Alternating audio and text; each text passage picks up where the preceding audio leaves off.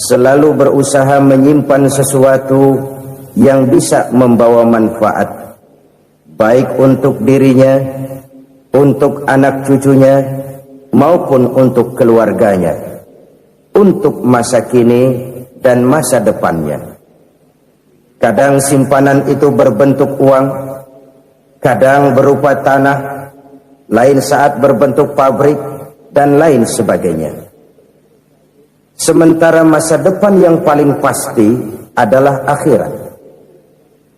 Jika untuk masa depan dunia kita rela memeras keringat, membanting tulang, pergi pagi dan pulang petang, menyimpan uang, menyimpan tanah, menyimpan pabrik, pernahkah kita merenung jika satu saat kiamat datang, kita dibangkitkan dari kubur masing-masing, berdiri di padang mahsyar untuk mempertanggungjawabkan seluruh kegiatan hidup kita di dunia ini, lalu kita akan menuju ke alam akhirat. Sudahkah kita mempunyai simpanan untuk akhirat kita? Pada pertemuan kali ini saya ingin menyampaikan sebuah hadis di mana Rasulullah sallallahu alaihi wasallam bersabda, "Arba'un min kanzil jannah." Simpanan sorga ada 4 macam. Yang pertama, ikhfa'us sadaqah, menyembunyikan sedekah. Saudara-saudara kaum muslimin, sebagaimana yang kita maklum bahwa Allah Subhanahu wa taala melebihkan sebagian rezeki dari kita terhadap yang lain. Ada yang kaya, ada yang setengah kaya, ada yang miskin, ada yang setengah miskin, dan selanjutnya. Ada yang gajinya kecil tapi penghasilannya gede. Ada yang penghasilannya gede tapi nggak punya gaji. Ada juga yang memang gajinya gede dan penghasilannya gede. Kelebihan rezeki merupakan sunnatullah dan tidak harus membuat kita merasa lebih dari yang lain. Bahkan sebaliknya, kelebihan itu harus membuat kita ringan tangan untuk menolong mereka yang memang memerlukan pertolongan. Kalau saudara diberikan ilmu, maka pertanyaan akhirat cuma satu: ilmumu kau amalkan untuk apa? Kalau saudara diberikan umur yang panjang, pengadilan akhirat juga bertanya satu: umurmu kau habiskan di mana? Tapi kalau saudara diberikan harta, pengadilan akhirat akan bertanya dua: hartamu kau dapat dari mana? Kau belanjakan kemana? Dari mananya ditanya, dan kemananya juga ditanya. Oleh karena kita akan dimintakan pertanggungan jawab, maka amanah yang bernama harta ini harus kita gunakan dengan sebaik-baiknya. Ada penggunaan yang merupakan kewajiban, itu zakat namanya. Ada penggunaan yang sewaktu-waktu, itu infak namanya. Ada yang lebih sewaktu-waktu lagi, dan itu sedekah namanya. Zakat dia terikat oleh haul dan nisab, oleh putaran batas waktu dan ukuran dari harta itu sendiri. Sedangkan infak terikat oleh situasi dan kondisi perekonomian seseorang. Sedangkan sedekah tidak terikat dengan apapun. Dalam kondisi seperti apapun kita bisa melakukan sedekah dengan yang terkecil sekalipun. Sampai-sampai Rasulullah sallallahu alaihi wasallam mengajarkan, la tahqiranna minal ma'rufi syai'an walau an talqa akhaka biwajhin talik. Atau ada hadis, tabassumuka fi wajhi akhika laka shadaqah. Senyumanmu kepada temanmu adalah sedekah. Jadi untuk melakukan sedekah tidak harus dalam berbentuk uang. Dengan ilmu kita bisa sedekah, dengan tenaga kita bisa bersedekah, dengan pikiran kita bisa bersedekah, bahkan senyum kepada teman itu pun sedekah. Jadi kalau sedekah dengan uang memang belum punya uang, nyengir aja banyakin. Itu asal pada tempatnya, jangan lalu ketemu tiang listrik cengengesan. Tentu tidak pada tempatnya dan tidak wajar. Nah, sedekah yang paling dicintai Allah adalah sedekah yang disembunyikan. Artinya, jauh dari sifat riya. Kan kadang-kadang ada orang sedekah itu disebutkan namanya, apa tidak bagus? Kalau memang niatnya ikhlas, ya bagus-bagus saja. Untuk memberikan sugesti kepada yang lain. Si Fulan bin Fulan nyumbang sekian, diumumkan. Boleh kalau niatnya untuk memberikan rangsangan kepada yang lain supaya dia menyumbang lebih besar dari orang tadi.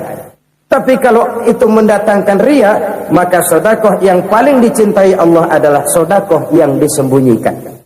Tangan kiri saja tidak tahu apa yang diberikan oleh tangan kanan. Sedekah yang dilakukan dengan ikhlas akan merupakan perbendaharaan surga, tersembunyi dari pandangan orang lain, tidak seorang pun tahu. Karena memang sikap yang baik adalah melupakan kebaikan dan mengingat kesalahan. Itu salah satu ciri orang bahagia. Orang yang selalu mengingat kesalahannya dan berusaha melupakan segala kebaikannya. Kalau dia akan berada kebaikan, dia tidak bisa ikut, dia merasa rugi karena dia merasa belum pernah berbuat baik. Tapi kalau akan melakukan kesalahan baru, dia ingat kesalahan yang sudah-sudah, sehingga terhalang baginya untuk melakukan satu kesalahan baru. Demikianlah saudara-saudara, bahwa Allah melebihkan rizki sebagian kita dari yang lain, agar terjadi tolong-menolong dalam kehidupan ini. Jadi kesenjangan yang nature, kesenjangan yang alami, itu sunnatullah. Ada yang kaya, ada yang miskin, ada yang kelas menengah. Nah, kenapa lalu sekarang kita berusaha mengentaskan kemiskinan? Oleh karena adanya kesenjangan struktural. Kalau yang kaya bisa semakin kaya, kenapa yang miskin tidak bisa naik jadi ikut sedikit kaya? Sebab pada dasarnya Islam adalah agama yang sejak turunnya sudah berupaya memerangi kemiskinan. Bahkan dikatakan kemiskinan itu mendekatkan kepada kekufuran. Orang kalau miskin udah dekat banget sama kafir. Gampang menjadi kafir. Berapa banyak saudara-saudara kita yang oleh karena soal perut, oleh karena soal materi, terpaksa meninggalkan dan menanggalkan akidahnya, menjual petunjuk yang diberikan Allah dengan hak kesenangan dunia yang cuma sebentar ini. Na'udzubillah, thumma na'udzubillah. Jadi makin kita sembunyikan satu sedekah, semakin banyak perbendaharaan kita di surga. Sedekah yang paling dicintai Allah adalah sedekah yang disembunyikan. Malahan ada seorang sufi, dia punya kebiasaan kalau pergi sholat Jumat, dia bawa uang, itu uang dia taruh di bawah tikar masjid. Dia niat sedekah kepada siapa saja yang nemuin itu duit. Maksudnya apa? Supaya yang nemuin nggak tahu siapa yang punya duit. Demikian dia saking ingin menyembunyikan sedekahnya. Karena sifat riya itu bisa memakan amal kita sendiri. Riya itu termasuk menyebut-nyebut kebaikan kita. Orang yang suka nepuk dada, sedikit-sedikit ngitungnya kalau nggak gua. Tuh kalau nggak gua tuh.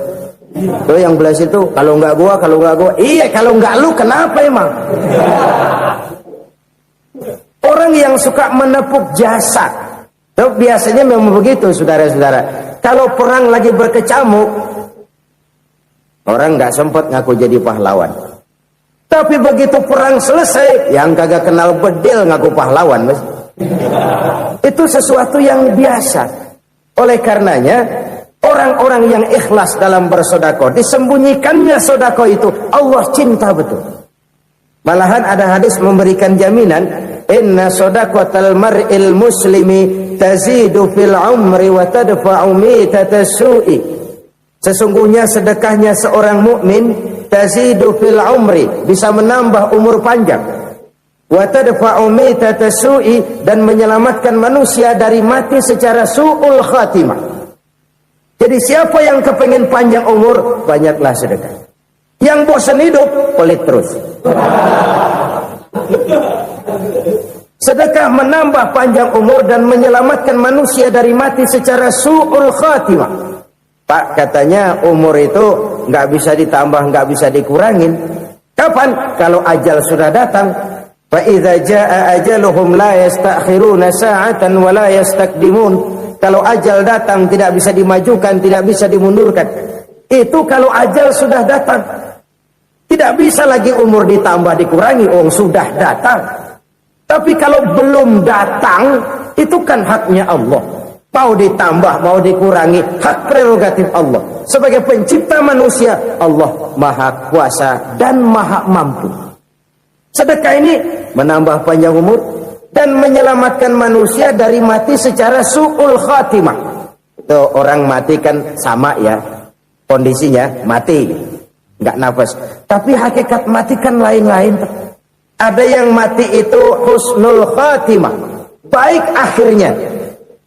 Misalnya lagi ngaji mati, lagi sholat mati, lagi sedekah mati. Ini yang dinamakan dengan husnul khatimah, baik di akhirnya. Sebaliknya ada yang su'ul khatimah, jelek di akhirnya. Ini yang jadi catatan akhir. Lagi nyekek botol, mampus. Lagi banting kartu, modar. Su'ul khatimah, jelek pada akhirnya. Sedekah menyelamatkan manusia dari mati secara su'ul khatimah. Dan kita semua kepengen mendapat husnul khatimah, jauh dari su'ul khatimah. Oleh sebab itu yang bisa menyelamatkan kita dari penyakit itu antara lain adalah sedekah yang disembunyikan, yang dikerjakan dengan ikhlas karena Allah, tidak karena kepengen dipuji orang, tidak karena ingin dikatakan orang pemurah. Sebab orang dermawan itu orang yang memberi tanpa harus diminta.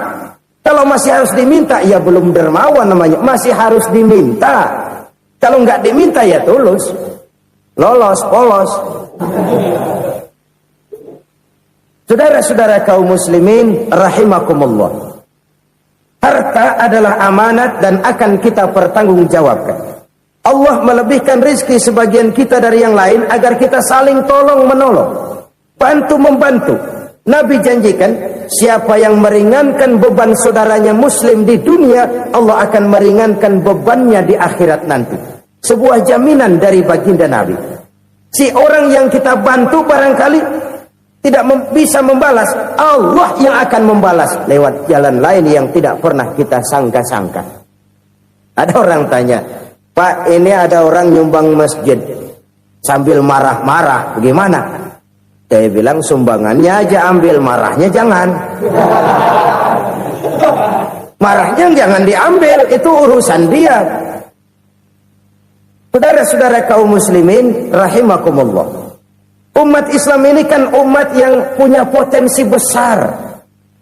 Kadang kita merenung, kenapa kadang-kadang pembangunan masjid kok lambat sekali? Kalau hotel hari ini peletakan pertama, bulan depan peresmian. Supermarket hari ini peletakan batu pertama, minggu depan peresmian. Tapi kalau sudah yang namanya masjid, kadang-kadang peletakan batu pertama sekaligus jadi batu terakhir. 3 tahun, 4 tahun, campur nebar jalak di jalanan, duit dijaring kayak ikan sepat. Apa tidak ada orang Islam yang kaya? Banyak. Apa tidak ada pengusaha muslim yang jadi konglomerat? Ada. Lalu yang belum banyak itu yang komit terhadap nilai-nilai agamanya. Akhirnya kita jatuh jadi umat yang lemah.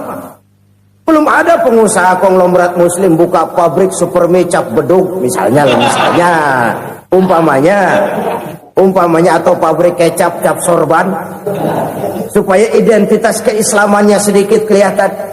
Kita jatuh jadi umat yang lemah karena potensi tidak terinventarisir dengan baik. Kita ini ibarat kompor yang cuma matengin nasi orang lain. Potensi kita dimanfaatkan oleh orang lain. Ukhuwah Islamiyah kita baru terbatas kepada silaturahmi. Ukhuwah di bidang ekonomi kita lemah, ukhuwah di bidang kebudayaan kita lemah, apalagi ukhuwah di bidang politik kita lebih rapuh lagi. Padahal ukhuwah itu adalah totalitas kehidupan manusia, menyangkut ipolek sosbud, memerlukan nilai-nilai ukhuwah. Jadi oleh karena itu mari kita menyadari, di dalam harta kita, walaupun kita yang cari, pergi pagi, pulang sore, peras keringat, banting tulang, di sana ada harta anak yatim. Di sana ada hak masjid. Di sana ada hak pesantren, di sana ada hak jihad. Berbahagialah seseorang apabila dia oleh Allah dijadikan keran. Keran itu menyimpan air, tapi tidak untuk dirinya, tapi disalurkannya kepada mereka yang memang memerlukannya. Saudara-saudara kaum muslimin rahimakumullah, ini yang pertama. Jadi perbendaharaan surga adalah menyembunyikan sedekah. Orang lain nggak tahu, kita pun nggak pernah ngitung-ngitung. Kita anggap lewat begitu saja, padahal itu deposit akhirat. Satu. Yang kedua, perbendaharaan surga itu apa? Wa kitmanul musibah, menyembunyikan kesulitan. Kadang orang takut menghadapi kesulitan, tapi makin kita merenung, hidup ini kan sebenarnya urusan. Takut sama urusan, ya jangan hidup. Tandanya orang hidup itu kalau punya urusan.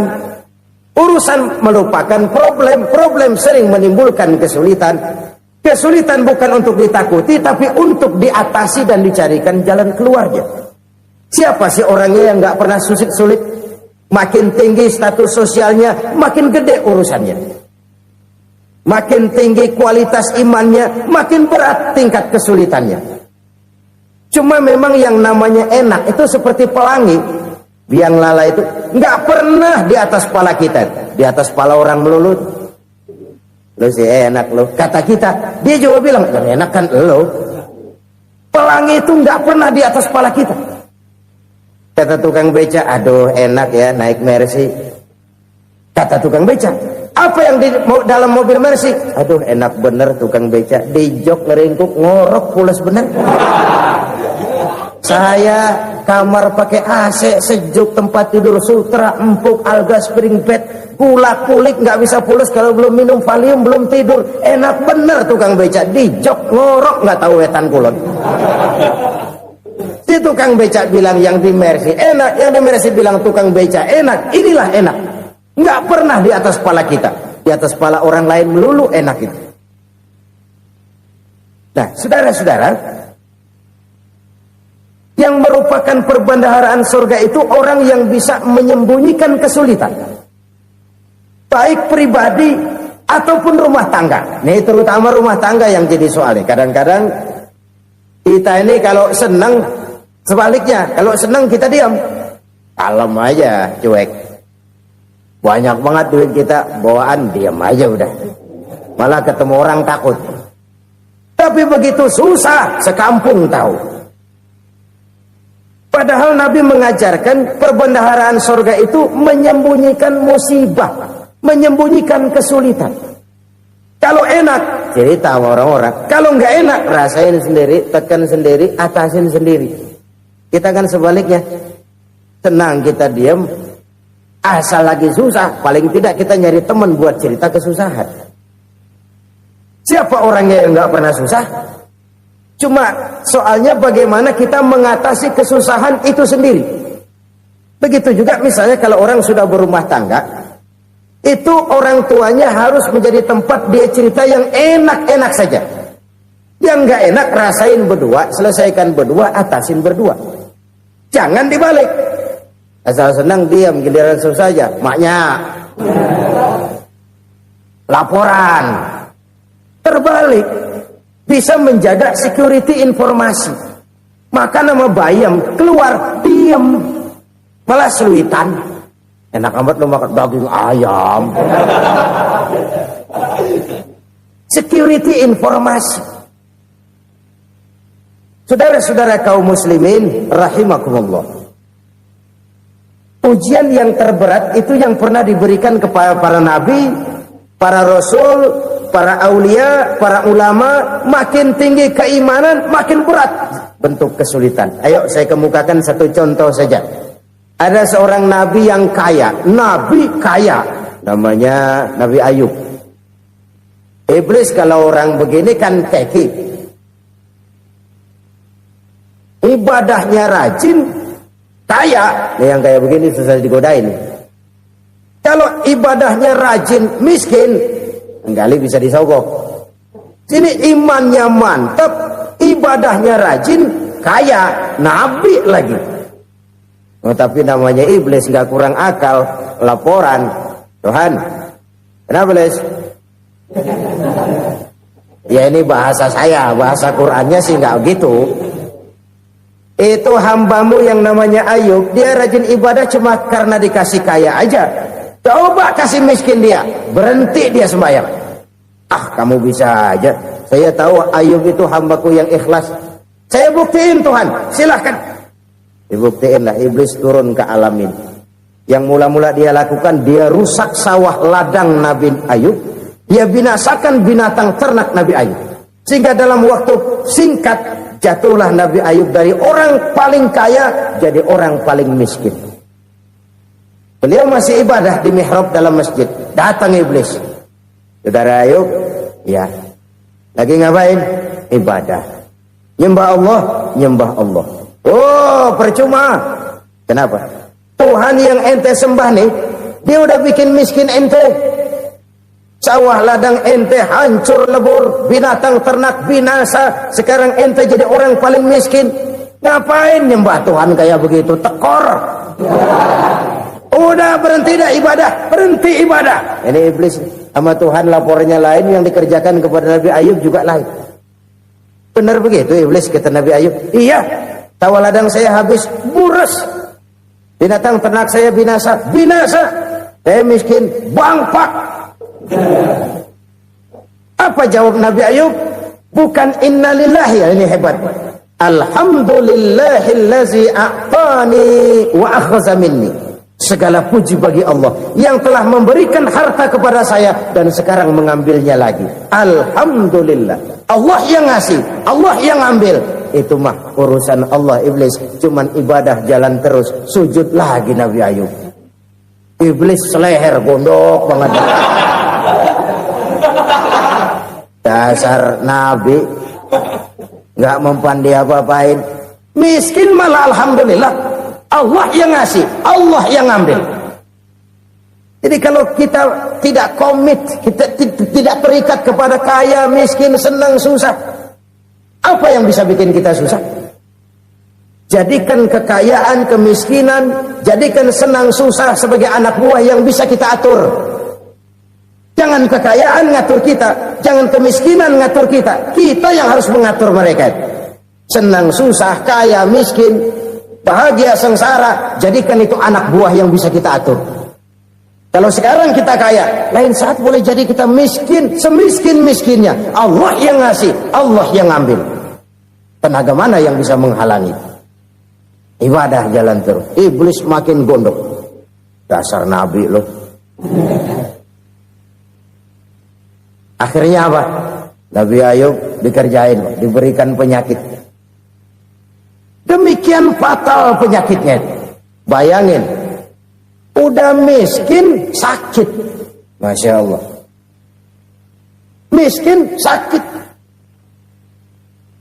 Sakitnya nggak lama, kira-kira 16 tahun.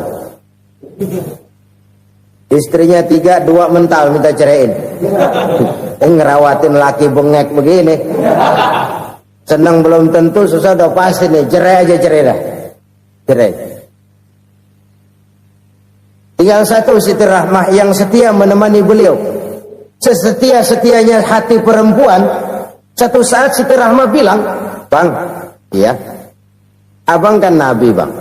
Lalu, namanya Nabi kan doanya jarang meleset, Bang.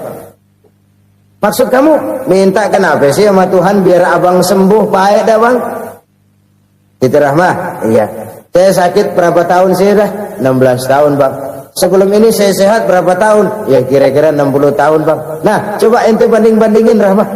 Saya dikasih sehat 60 tahun, dikasih sakit 16 tahun. Sudah nggak sabar mau doa kepada Allah minta sembuh. Saya malu kepada Allah. Diuji dengan yang luar biasa seperti ini, tidak mengganggu stabilitas kehambaannya. Dia tetap menghamba kepada Allah Subhanahu wa ta'ala. Saudara-saudara kaum muslimin rahimakumullah. Kunci menghadapi kesulitan itu apa? Allah jelaskan dalam satu ayat, wa basyiris sabirin alladzina iza asabathum musibah qalu inna lillahi wa inna ilaihi raji'un. Gembirakan orang-orang yang sabar Siapa mereka itu? Yang apabila mendapat musibah mereka kembali kepada keyakinan dasar, segalanya dari Allah dan segalanya akan kembali kepada Allah. Ini konsepsi dasar dari sikap muslim dalam menghadapi berbagai kesulitan. Segalanya dari Allah, segalanya akan kembali kepada Allah. Kalau ini sudah kondisi dasarnya, maka kita akan lapang menghadapi kenyataan bagaimanapun pahitnya. Apakah itu namanya miskin, apakah itu namanya sakit, bahkan maut sekalipun. Maut sekalipun. Segalanya dari Allah, segalanya akan kembali kepada Allah. Ini sikap hidup, bukan sekedar ucapan. Kita kadang-kadang menjadikannya sebagai ucapan. Mulutnya sih nggak berhenti, innalillahi wa inna ilaihi rajiun, tapi nangisnya terus gerung-gerungan. Bukan itu, ini kesadaran moral. Kalau segalanya dari Allah, segalanya kembali kepada Allah, kan sebenarnya cuma nunggu giliran. Hari ini saya nyembayangin dia, entah hari apa saya disembayangin orang. Hari ini saya antar dia ke kubur, entah hari apa orang nganterin saya ke kubur. Hari ini saya tahlilkan dia, entah nanti kapan orang tahlilkan saya. Segalanya dari Allah, segalanya akan kembali juga kepada Allah. Oleh sebab itu saudara-saudara, kesulitan bukan untuk ditakuti. Kesulitan justru untuk diatasi, dicarikan jalan keluarnya. Dan tidak ada orang yang tidak pernah mendapat kesulitan. Tidak ada. Semakin tinggi status sosial, semakin tinggi kualitas keimanan, semakin besar juga tingkat kesulitan. Hanya saja bagaimana cara kita mengatasinya. Dan Al-Quran menyatakan, inna ma'al usri yusra. Di balik kesulitan itu pasti ada kemudahan. Roda itu berputar. Karena itu Rasulullah Sallallahu Alaihi Wasallam mengingatkan kepada kita, ta'arraf ilallahi firraha ya'rifka fisyiddah. Ingatlah kepada Allah di waktu kamu senang, supaya Allah ingat kepada kamu di waktu kamu susah. Kalau waktu senang kita ingat kepada Allah, kita susah, Allah tidak akan meninggalkan kita. Tapi kalau waktu senang kita jauh dari Allah, sujud tidak sempat, dengan masjid jauh, ketika senang kita lupakan Allah. Nanti begitu kita susah, Allah lupakan kita. Dan itu menyakitkan. Oleh karena itu orang-orang tua kita dulu bilang, kalau lagi sehat ingat-ingat lu bakal sakit nanti. Kalau lagi kaya ingat-ingat satu saat kita bakal jatuh miskin. Bahkan kalau lagi muda ingat-ingat kita bakal tua. Dan yang terpenting, kalau lagi hidup ingat-ingat kita bakal mati. Saudara-saudara kaum muslimin rahimakumullah. Jadi yang kedua yang merupakan perbendaharaan surga, menyembunyikan musibah. Saudara-saudara kaum muslimin rahimakumullah. Hal ketiga yang merupakan perbendaharaan surga adalah wasilatur rahmi. Orang yang suka bersilaturahmi. Sebagaimana yang kita maklum bahwa manusia adalah makhluk yang disebut zon politika. Makhluk sosial yang tidak mungkin hidup sendiri-sendiri. Betapa dan siapapun kita memerlukan orang lain. Bodoh betul manusia kalau tinggal di tengah masyarakat tapi tidak mau bermasyarakat. Merasa hebat sendiri, pintar sendiri, gagah sendiri, kaya sendiri. Mungkin kalau mati juga ngubur sendiri. Jangankan kita di sini, di sorga saja Nabi Adam waktu sendirian bengong melulu, mondar mandir. Allah tegur dam sepi dam. Ya ini kalau bahasa saya. Iya Tuhan sepi ini nggak ada colek-colekan pisan ini. Diciptakan Siti Hawa baru anteng Nabi Adam. Itu di sorga. Cobalah. Umpamanya saudara tinggal di Jakarta nih. Kayak bener. Apaan aja di Jakarta punya saudara dah. Jembatan Semanggi ambil. Monas, Buntel bawa pulang. Hotel-hotel ambil semua. Cuman tinggal di Jakarta sendirian, apa enaknya? Betapa dan siapapun kita perlu orang lain. Tidak ada seorang pun yang bisa memenuhi kebutuhan hidupnya secara sendiri-sendiri. Nah, Islam telah menyelamatkan manusia dari ras diskriminasi. Mengikat manusia dengan persaudaraan yang berlandaskan kepada akidah. Karena itu dianjurkan bersilaturahmi. Bahkan Nabi menyatakan, man arada ayyubsata lahu fi rizqihi wa yunsa'a fi atharihi falyasil rahimah. Siapa yang kepengen diluaskan rezekinya dan dipanjangkan usianya, banyaklah ia bersilaturahmi. Siapa yang kepengen dimudahkan rezekinya, hendaknya ia banyak bersilaturahmi. Kalau banyak teman, kesulitan kan paling tidak ada tempat cerita. Udah susah, sendirian kita pikirin diri, nggak ada tempat tukar pikiran. Cepet banget sama bengek. Dilawan sendiri. Nah, secara makro kita bisa berkata, tidak mungkin ada kemenangan kalau tidak ada kekuatan. Tidak ada kekuatan kalau tidak ada kesatuan dan persatuan. Tidak mungkin ada kesatuan dan persatuan tanpa semangat silaturahmi. Kalau umat Islam mau menang, dia harus kuat. Kalau umat Islam mau kuat, dia harus bersatu. Kalau umat Islam mau bersatu, dia harus membudayakan silaturahmi ini. Bahkan sampai-sampai kata Nabi, kalau bisa cari nilai tambah. Apa? Silman qata'ak. Bersilaturahmilah kau kepada orang yang marah denganmu. Masya Allah, indahnya ajaran agama kita. Orang yang marah pun kepada kita, kata Nabi, kalau bisa bersilaturahmilah kepadanya, kepada orang yang marah itu. Di situ nilai tambah. Cuman jujur nih hadis, ngucapinnya gampang, ngamalinnya yang berat banget. Orang marah sama kita, kita disuruh silaturahmi, ada apa malu? Lu marah, ada gua marahan lagi. Gue pikirin. Saudara-saudara kaum muslimin rahimakumullah. Tapi ini yang diajarkan, bahkan ini yang dicontohkan oleh baginda Rasul. Bagaimana begitu mudah? Misalnya satu saat Abu Jahal ini ngatur strategi bagaimana bikin Muhammad celaka. Dia gali lubang di depan tempat tidurnya.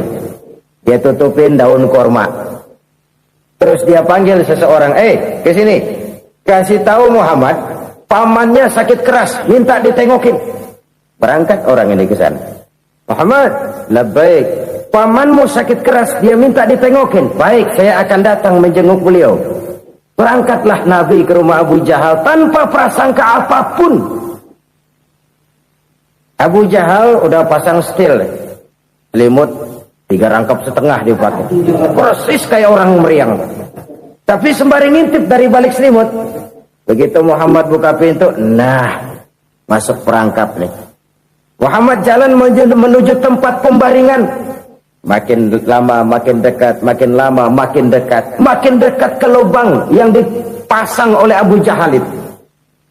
Dalam hati Abu Jahal, terus dah jatuh, mampus dah lo ini. Mampus lo hari ini nih. Apa yang terjadi? Malaikat Jibril datang. Muhammad, pamanmu cuma pura-pura sakit. Di depan tempat tidurnya ada lubang perangkap supaya kamu jatuh ke situ. Sudah, kamu pulang. Balik kanan Nabi. Sudah hampir jatuh ke lubang, balik kanan, pulang. Bayangin kecewanya Abu Jahal. Muhammad dikit lagi, Muhammad dikit lagi. Enggak, paman, saya pulang aja. Emosi bangun dari tempat tidur, enggak sadar kalau lagi pura-pura sakit. Lompat ngejar Nabi, dia lupa dengan lubang yang dia gali. Serak, nyemplung sendiri ke dalam lubang.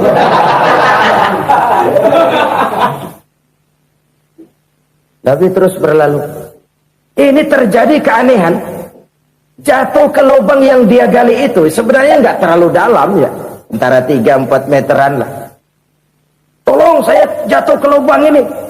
Datanglah pelayan-pelayannya itu. Angkat saya dari sini. Oh, yang ngulurin tambang. Satu gulung, belum juga nyampe itu tambah. Kurang, beli lagi ke warung. Sambung, ulur lagi, nggak juga bisa sampai. Wah, ini kerjaan Muhammad ini. Tolong, siapa salah seorang kamu ke rumah Muhammad, kasih tahu encangnya kecebur. Minta ditolongin. Sampaikan kepada Rasul. Kenapa? Pamanmu jatuh ke lubang, Muhammad minta tolong diangkatin. Tambang udah nyambung-nyambung nggak nyampe juga. Ya, nanti saya datang, saya tolong. Cobain. Nyata-nyata orang berniat jahat mau mencelakakan dia. Datang dia menolong. Ini yang disebut air tuba dibalas air susu ya ini. Bukan sebaliknya. Air tuba dibalas air susu. Paman, kecebur ya? Iya Muhammad, tolong ini. Pegang tangan saya. Nabi ulurkan tangannya. Nyampe. Dipegang oleh Abu Jahal. Diangkat ke atas. Sampai atas. Apa kata Abu Jahal? Sihirmu memang hebat Muhammad. Udah ditolongin dikata sihir. Yang enak kita kemplang kan itu orang begitu. Urusan apa? Tapi inilah akhlak.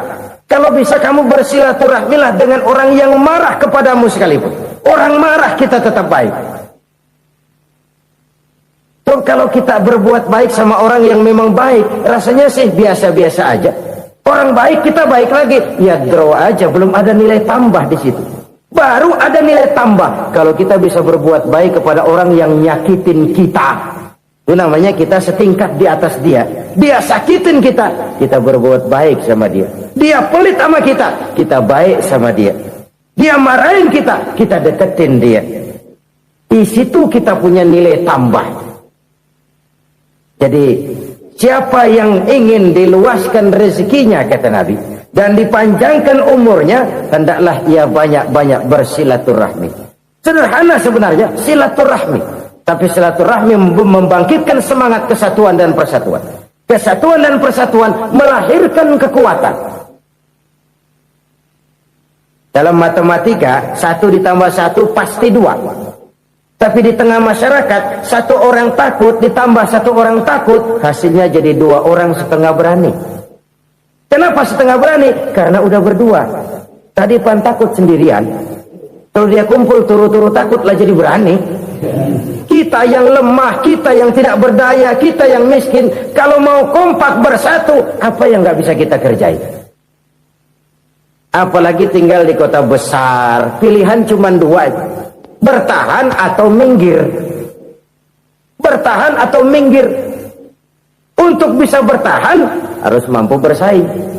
Untuk mampu bersaing harus punya keahlian. Keahlian harus ditunjang dengan pendidikan, ditambah oleh kekompakan sebagai umat. Udah miskin mencar mulu, orang injek kita. Orang nggak pandang urusan apa malu. Oleh karena itu silaturahmi pada hakikatnya merupakan roh dari ukhuwah yang diajarkan oleh agama kita. Bagaimana Islam menyelamatkan masyarakat manusia dari ras diskriminasi, mengikat manusia, dan tidak ada persaudaraan yang lebih indah selain persaudaraan yang diikat dengan nilai-nilai akidah. Sepanjang orang di jalan Allah, itulah saudara kita. Keluar dia dari jalan Allah, selesailah persaudaraan sampai di situ. Karena itu, kalau ingin menyimpan sesuatu di surga, banyaklah bersilaturahmi. Datang ke rumah ini, datang ke rumah itu, dan lain sebagainya. Itu simpanan kita di akhirat nanti. Ini yang ketiga. Saudara-saudara, yang keempat, perbendaharaan surga itu apa?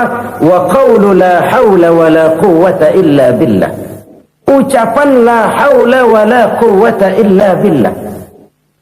Ibadah kan ada yang berat, modalnya besar. Bangun masjid berat, modalnya besar.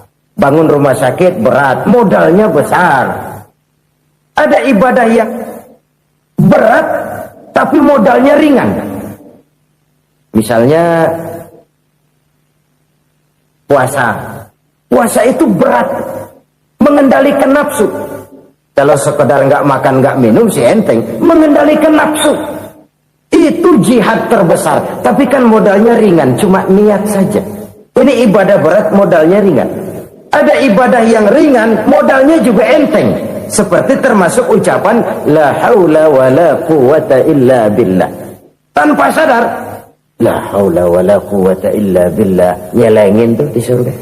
Nyelengin, kita nggak terasa, nyelengin simpenan akhirat. La haula wa la quwwata illa billah, nyimpen lagi. Kaget, la haula wa la quwwata illa billah, nyimpen lagi. Banyak simpenan. Walaupun sebenarnya yang dimaksud di sini adalah kesadaran batin bahwa tidak ada daya dan kekuatan kecuali Allah. Itu intinya. Kita memulai pekerjaan disunahkan baca bismillah, kan begitu. Apa itu? Kesadaran moral Bahwa ini saya bisa kerjakan, saya kerjakan ini dengan menyebut nama Allah. Kenapa? Kalau Allah tidak memberikan daya dan kekuatan, mana mampu saya kerjakan ini. Maka saya kerjakan ini dengan menyebut nama Allah. Bismillah. Kesadaran moral.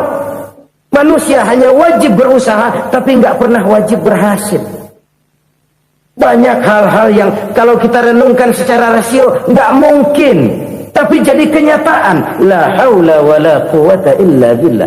Tidak ada daya dan kekuatan kecuali bagi Allah semata-mata. Kesadaran moral akan kelemahan dan keterbatasan makhluk bernama manusia. Kadang kita kagum dengan otak, tapi kita sering lupa sama yang bikin otak. Padahal bagaimanapun hebatnya otak, yang bikin otak pasti lebih hebat dari otak. Nggak percaya? Silahkan otak-otakan. Inilah kecenderungan. Kita kagum dengan pesawat-pesawat mutakhir, bukan main besi gede banget terbang itu. Alangkah hebatnya. Lalu apa yang bikin otak tidak lebih hebat dari itu semua? Kita puji laut, apa yang bikin laut tidak lebih hebat dari laut itu? La haula wa la quwata illa billah. Tidak ada daya dan kekuatan kecuali Allah. Apa yang bisa kita lakukan kalau tidak karena daya dan kemampuan yang diberikan oleh Allah kepada kita? Lahirlah sikap tawadu, rendah hati, tidak melonjak menjadi angkuh dan sombong, sadar akan kelemahan dan keterbatasan diri. Sebagai makhluk yang diciptakan oleh Allah Subhanahu wa ta'ala. Jadi satu sisi ini ucapan yang berpahala, la haula, jadi wiridan. Pada sisi lain ini kesadaran moral, sikap mental, kesadaran batin, bahwa yang punya daya dan kekuatan itu cuma Allah. Kita nggak pantas untuk sombong, sebab sombong itu pakaiannya Allah. Kita nggak sedang pakai pakaian Allah, kegedean. Dan makin kita renungi, makin terbentur. Apa sih yang bisa kita sombongin? Kita mau sombong apa? Kaya, pintar, itu kan semua relatif. Di atas langit masih ada langit lagi. Jadi oleh karenanya, marilah kita menyadari, manusia hanya wajib berusaha, tapi tidak pernah wajib berhasil. Yang berusaha saja tidak wajib berhasil, apalagi yang tidak berusaha. Islam bukan agama orang pemalas yang selesai sholat lalu endelohom, enggelenggem ayem-ayem. Tapi Islam bukan agama orang sombong yang setelah berusaha lalu tidak memerlukan Allah. Kita bisa saja bikin proyeksi, tahun sekian kita bakal panen besar menurut perhitungan otak. Tapi ada kejadian lain. Apa? Tikus ngambek. Habis itu dimakanin tikus, panen gagal. Proyeksi rasional gagal oleh tikus-tikus yang ngambek itu. Bisa saja terjadi. Tahun depan kita panen besar, urung. Kenapa? Musim panas panjang. Lalu sekarang ini koran-koran bikin berita musim mengalami penyelewengan. Bukan cuma manusia yang nyeleweng sekarang. Musim pakai nyeleweng. Mestinya kan musim hujan udah selesai, masih hujan-hujan juga. Musim. Nah sekarang kita boleh bikin proyeksi, kita bakal panen besar. Tahu-tahu musim panas panjang, sawah retak, air kering. Cari teknokrat yang paling botak, suruh pendekin tuh musim panas. La haula wa la quwata illa billah. Inilah kesadaran moral. Saudara, saya teringat satu saat ada seorang konglomerat. Umurnya ya kira-kira 70-an. Satu saat dia ditanya oleh wartawan, "Pak, umur Bapak berapa sih?" "Ya paling 10 tahun." 10 tahun? 10 tahun? Anak Bapak berapa orang? Satu saja? Satu. Harta Bapak berapa? Ya paling-paling bangsa 7 juta kali. 7 juta? Iya. Pak, kenapa Bapak bohongi saya? Bapak punya buku biografi. Koran-koran, majalah-majalah banyak memuat cerita riwayat hidup Bapak. Saya tahu umur Bapak 70. Kenapa bilang cuma 7 tahun? Saya tahu anak Bapak 8. Kenapa cuma bilang 1? Saya tahu harta bapak miliaran, mungkin triliunan, pabrik di mana-mana, bank di mana-mana. Kenapa bilang uang bapak cuma 7 juta? Nah, kata si konglomerat tadi, kamu benar nak, kamu benar. Umur saya kalau jumlahnya memang 70 nak. Cuman ingat-ingat saya, baru 7 tahun terakhir ini saya sujud. Baru 7 tahun terakhir ini saya berusaha dekat dengan Allah. Saya laksanakan perintahnya, saya jauhi larangannya. 7 tahun inilah rasanya yang ada nilainya di hadapan Allah. Yang 63 tahun matong, kelabu, kelem umur gue. Habis untuk maksiat, untuk munkarat. Maka ketika ditanya tadi, umur saya 7 tahun itu. Oh begitu Pak. Oh iya. Lalu anak Pak. Anak bapak kan 8. Kenapa bilang cuma 1? Nah, kalau jumlah hitungannya memang anak saya 8. Tapi dari 8 orang ini rasanya cuma 1 nih. Yang bakal jadi buah hati, belahan jantung. Pelanjut cerita, penerus sejarah. Bakal jadi anak soleh yang akan mendoakan saya. Cuma 1 rasanya anak saya ini yang bakal jadi buah hati saya. Besar-besaran saya. Yang akan mendoakan di kubur saya. Yang akan mendoakan di akhirat saya. Yang 7 orang mana? Masya Allah, yang satu tenggeng, yang satu nyekek botol mulu, yang satu nggak karu-karuan. Makanya saya bilang 1 anak saya yang akan bisa mendoakan saya. Oh begitu Pak. Iya. Nah harta Pak, harta bapak kan triliunan, pabrik bapak di mana-mana, uang bapak hampir di tiap bank-bank besar. Kenapa bilang cuma 7 juta? Betul kau nak. Harta saya kalau jumlahnya memang miliaran, triliunan mungkin. Tapi yang saya ingat baru 7 juta tuh yang saya belanjakan di jalan Allah. Saya nyumbang masjid, saya santuni yatim piatu, saya bantu pembangunan pesantren, saya bantu pembangunan rumah sakit Islam. Itu yang akan saya bawa pulang ke akhirat, yang 7 juta itu. Yang triliunan itu nanti akan diperebutkan oleh anak-anak saya sebagai waris saya. Jadi harta saya 7 juta itu yang bakal nemenin saya di akhirat. Yang akan saya bawa pulang jadi teman saya. Saudara-saudara kaum muslimin, jangan-jangan orang tua itu adalah kita-kita ini. Jangan-jangan kita-kita ini adalah orang tua itu. Jangan-jangan itu potret dari diri kita masing-masing.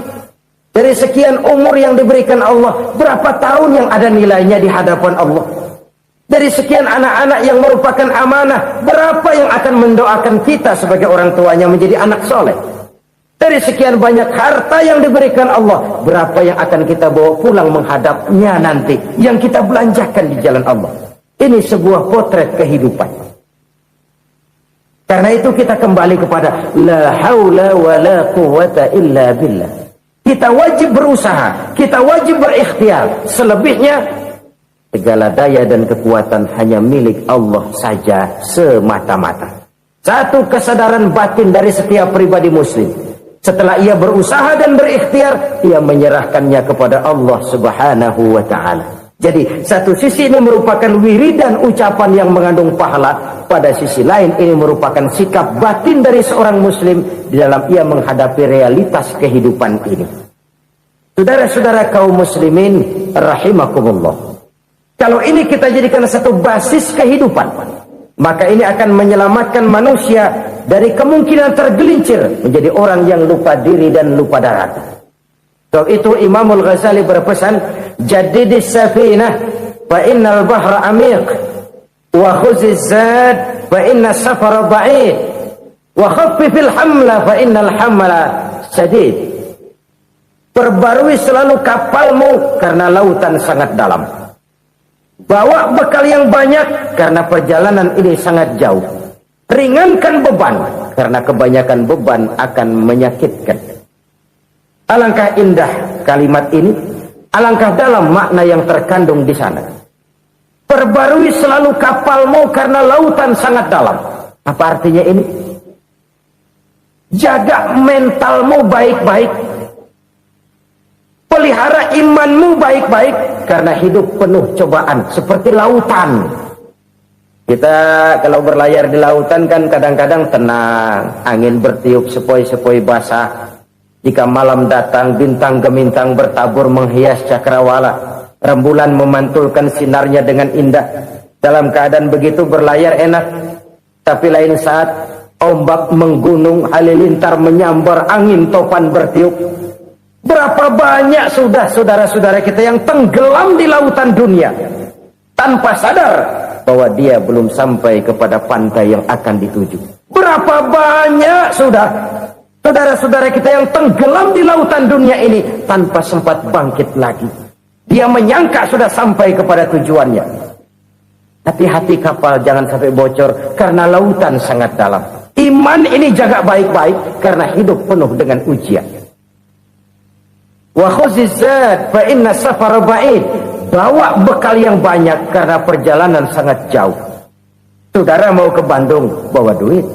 Saudara mau ke Surabaya, banyakkan lagi duitnya. Saudara mau ke Mekah, gepokan, iketan tuh duit nggak lembaran lagi. Makin jauh perjalanan, makin banyak bekal yang harus kita bawa. Kalau saudara dari Jakarta mau ke Surabaya, kagak bawa duit berangkat juga, itu sih bukan berani namanya, nekat. Sampai Surabaya belum tentu, sengsara di jalan udah pasti. Kenapa? Nggak bawa bekal berangkat.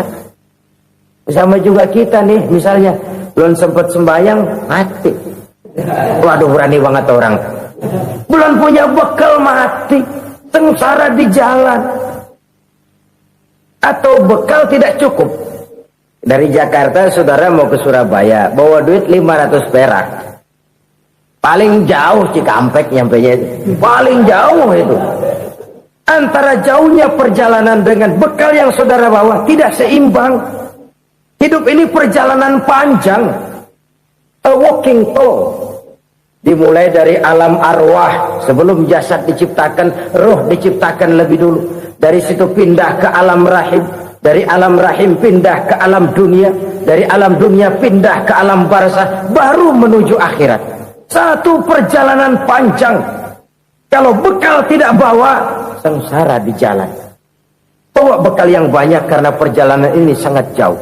Wa khaffifil hamla, ringankan beban karena beban itu cuma akan menyulitkan. Kalau bekal itu sih keperluan, tapi beban nggak kita perluin, cuma ngeberat-beratin. Apa ini beban? Dosa. Kecurangan, kebatilan, kezaliman, ketidakadilan, kesewenang-wenangan, itu akan jadi beban kita di akhirat. Alangkah celakanya, perjalanan panjang, bekal tidak bawa, beban kelewat banyak, alamat sengsara di jalan. Pahala tidak ada, dosa berlipat ganda. Na'udzubillah, summa na'udzubillah. Kalau kita rangkum nasihat Al-Ghazali dengan kisah si konglomerat tadi, kita akan mengambil kesimpulan. Pertama, bekal terbaik dalam menghadapi gejolak kehidupan ini tidak lain adalah iman. Yang kedua, pahala dan dosa. Dua hal kontroversial. Pahala adalah bekal, dosa adalah beban. Tapi kita sekarang kan tidak begitu terangsang kepada yang abstrak. Orang berlomba mencari yang konkret-konkret saja, yang real. Kalau memang dosa, benjol dong, kira-kira begitu. Kira-kira begitu. Persis orang Yahudi dulu. Orang Yahudi itu kan pernah minta kepada Nabi Musa, Ya Musa, lan nu'mina laka hatta narallaha jahrah. Musa, kami nggak bakal mau beriman kepada Allah kalau belum kami lihat Allah ada nongkrong di depan kami. Kalau memang Tuhan ada, taruh dong di depan kami. Mau yang konkret-konkret saja. Kalau memang dosa, benjol dong. Kalau memang pahala, berasa dong. Orang terangsang kepada yang real, yang konkret-konkret saja. Karena itu, untuk mengejar dosa, orang mau bayar. Tapi untuk mengejar pahala, walaupun tidak bayar, orang segan. Ini yang dikatakan oleh Nabi, kamu mengharapkan ke surga, tapi kamu berat melaksanakan sesuatu yang bisa membawa kamu ke surga. Kamu ingin jauh dari neraka, tapi tiap saat kamu lakukan perbuatan-perbuatan yang justru menjerumuskan kamu ke neraka. Idda'aitum an-najata minan nar wa ramaitum fiha anfusakum. Kamu ingin selamat dari neraka, tapi kamu lemparkan diri kamu ke neraka. Kamu ingin masuk surga, tapi berat sekali kamu melakukan perbuatan-perbuatan yang bisa menyampaikan kamu di surga. Saudara-saudara kaum muslimin rahimakumullah. Jadi hal keempat yang merupakan perbendaharaan surga adalah la haula wa la quwwata illa billah. Satu sisi ini merupakan ucapan yang memperberat timbangan akhirat. Pada sisi lain ini merupakan sikap hidup seorang muslim. Kesadaran batin yang sangat dalam bahwa tidak ada daya dan kekuatan kecuali Allah.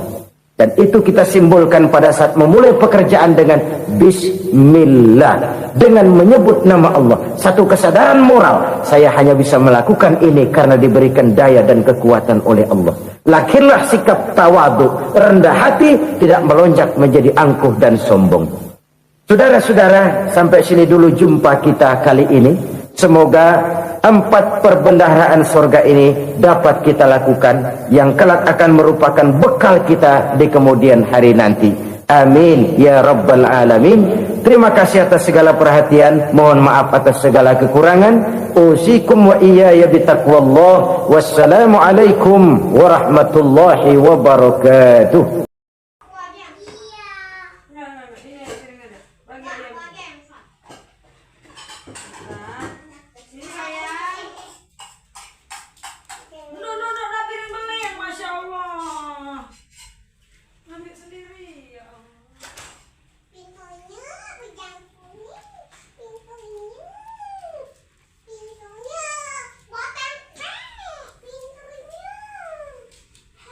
Sini ayam tuh bagi 2 nak. Ayam tuh tinggal 1 potong itulah.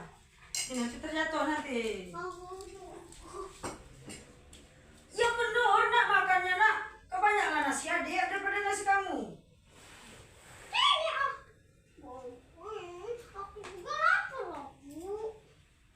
Oh jangan betini. Nak makannya orang nak kan dilap nak kan.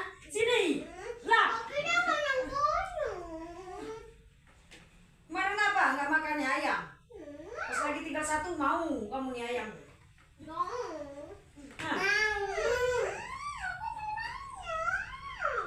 Tukar kamu dagingnya.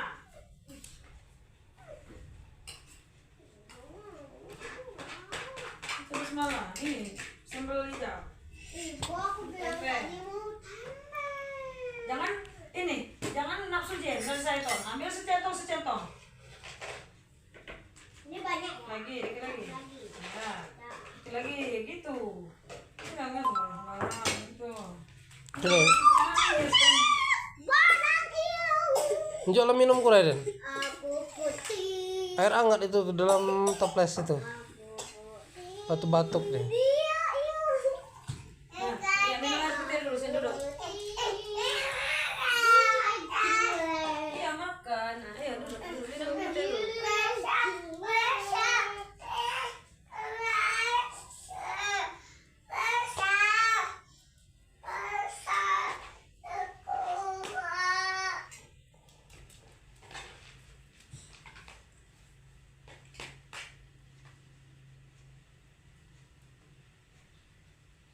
Habisin.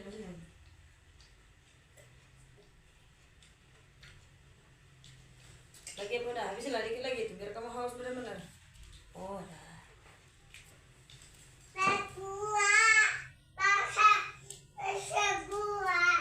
Nggak ada. Minum ayam aja. Nah, main tutup di luar ya. Yuk. Ya.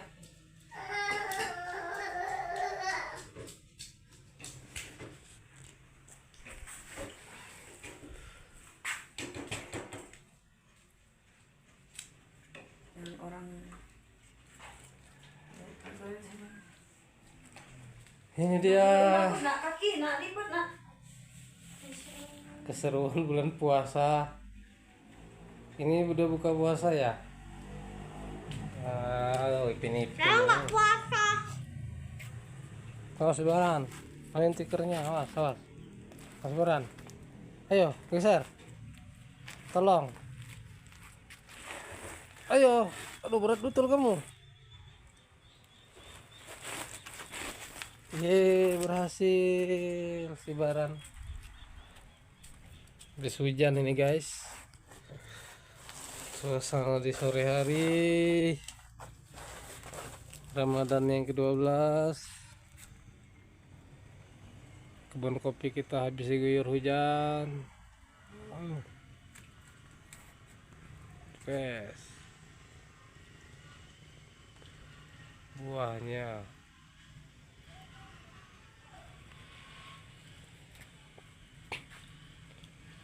bibit kita akhirnya tersiram air hujan, tidak perlu disiram lagi manual.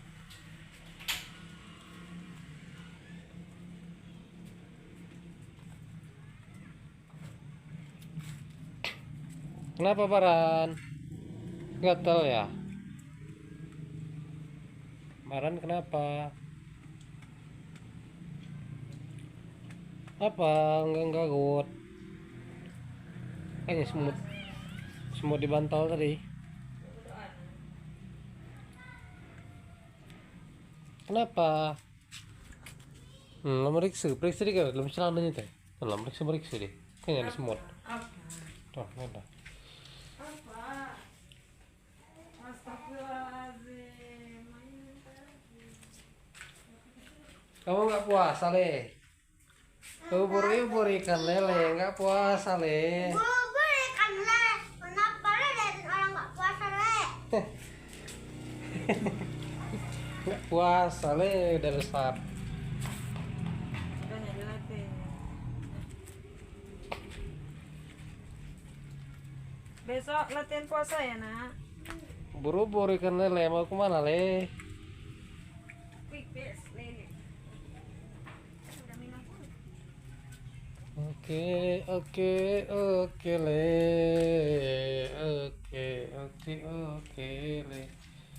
Oke, untuk persiapan mau berbuka puasa kita bikin agar-agar ya. Tuh, agar-agar santan. Lauknya ini udah habis ini. Macam mana ini? Lauk ayamnya udah habis. Uangnya udah habis ini. Kopi belum matang ini. Bagaimana ini Le? Waktu sudah menunjukkan pukul 4:30 sore ini, sekitar 1 jam 15 menit lagi berbuka. Bubur ikan le kan ambil minum le. Tuh orang nggak puasa itu Le. Kelas 2 SD itu nggak puasa itu Le. Bubur ikan le itu nggak jajan le sama ibu saya le. Nggak diajarin.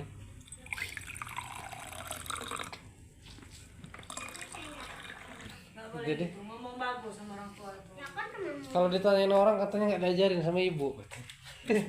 Malu-maluin. Diajarin sama Ibu diajarin. Kelas 1, kelas 2 juga. Kelas 1 kelas. Mulai nanti malam mau diajarin. sahur. Belajar setengah hari ya. Baran bawa apa itu? Azam aja sehari-hari.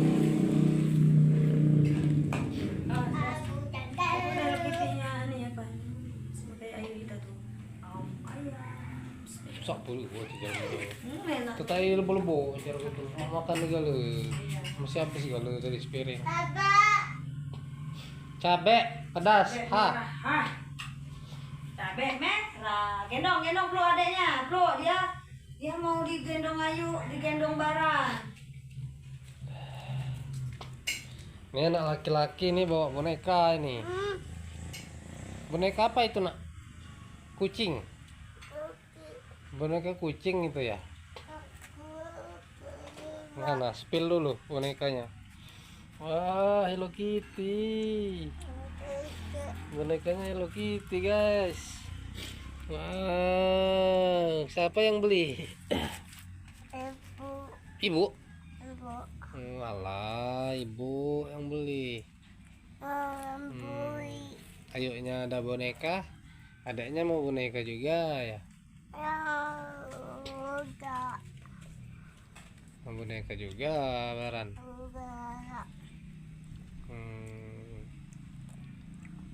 Baran, mama ayam. Enak, suka. Nah, jangan pegang itu kotor itu, ada ulatnya itu. Jangan disentuh. Nah, itu.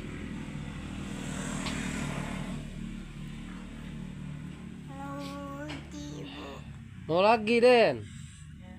Lama betul. Nah, ayam goreng ini. Nah, ayam bumbu. Mana orang? Mana sini? Spill. Bismillahirrahmanirrahim. Ya, suaplah sayang. Kesana lah Pak, malu deh nih Pak. Nah, Malu. Kesana. Aduh, lihat sana bapaknya. Ya kesana, HP tuh nah, ada bapak nggak lihat sih sini. Malu deh. Malu kamu tadi anak. Oh, makannya nyam-nyam. Apa ini nak, boneka Hello Kitty apa kucing? Hello Kitty, guys. Hello Kitty, guys. Laki-laki main boneka Hello Kitty. Ini tahun 2025 ini. Wow. Barat main boneka Hello Kitty. Ya.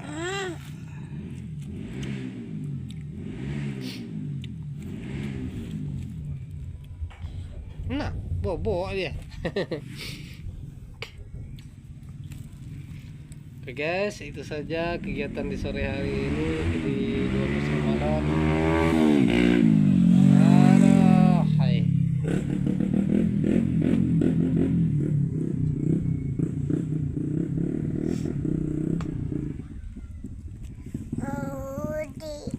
Mau lagi?